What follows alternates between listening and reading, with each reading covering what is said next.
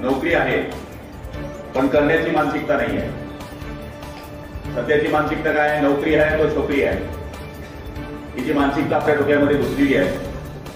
आपला मराठी माणूस हा काय विचार करतो, मला नोकरी, 10,000ची गोली, झालं माझं सगळं. गाडी गमन, मोटरसायकल, शनिवार रविवारी बायकोबरोबर पिक्चर, थोडासा नाश्ता जेवण करतो.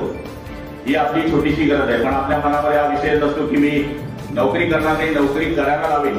हे जोपर्यंत आपल्या डोक्यामध्ये राहत नाही तोपर्यंत आपण कुठलीच प्रगती करू शकत नाही.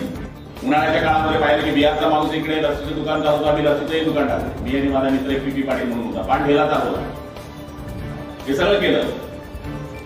पण त्याची शरम नाही ठेवली. माणसाने फक्त चोरीची शरम ठेवावी, बाकी कुठल्या गोष्टीची शरम ठेवता कामा नये. मला एसपी साहेबांचं एक वाक्य खूप आवडलं. मी येता येता ते ऐकत होतो की मला 10,000ची नोकरी नको, मला हीच खुर्ची पाहिजे. आता आमच्याकडे कल्याणमध्ये मी येत असतं कसं सांगता, तू पांढरा ड्रेस मला तुझीच पाहिजे, म्हणजे काम तर पाहिजे होती. तर मग आम्ही साहेबांना त्रास देतो, तू सिटीत बैठत होता, मला एलसीबीच पाहिजे, मला अमुकच पोलीस स्टेशन पाहिजे. म्हणजे नोकरी मिळाल्यानंतर सुद्धा काही लोकांना समाधान नाही आहे. त्यामुळे रोजगार मिळाव्याचं उद्दिष्ट हे किती साध्य होते याच्यापेक्षा आपण किती साध्य करून घेतात याला महत्व आहे. त्यांनी आपल्याकडे जाणं पुढे केलेले आहे.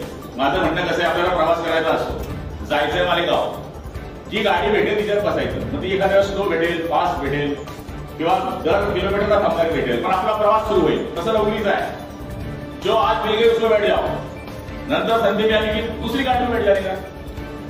आता आम्ही नाही करत का? नाही आमदारकी नाही, आमदारकी तर काही लोक पाहिजे मी झेडपी, म्हणजे संजीव बापू पाहिलेले अनुभव ना की बरेच लोक पाहिले की 10वीतून 7वीतून राजकारणातले तो ग्रॅज्युएशनचा माणूस राजूला कोण नसते. तर आमचं ते शिका ना तुम्ही. जे मिळालं त्याच्यात आपण समाधान मानून पुढचा प्रवास करायचा असतो. आणि आम्ही कधी कधी आमच्या धंद्यात नापास पण होतो, थांबतो का? पुन्हा 5 वर्ष, पुन्हा 17 नंबरचा फॉर्म, पुन्हा परीक्षा, पुन्हा पास. म्हणजे जीवनामध्ये हे चढ उतार किंवा ज्या गोष्टी येत जात राहतात शेवटी प्रारब्ध पण लागते. सगळ्या गोष्टीला प्रारब्ध सुद्धा असावा लागतो.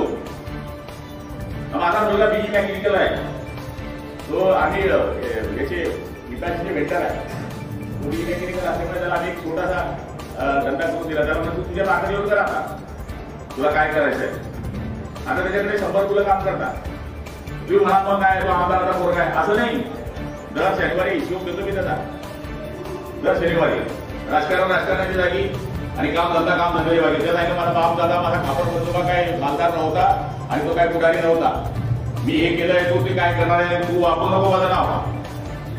गुलाब रघुनाथ पाटील 18 वर्षापर्यंत रघुनाथचा मुलगा होता. नंतर मी असं काम केलं पाहिजे, लोकांनी म्हटलं पाहिजे रघुनाथच्या तू चांगले गुलाबराव पाटलाचे वडील आहे. ही मानसिकता आपल्या तरुणांमध्ये असली पाहिजे.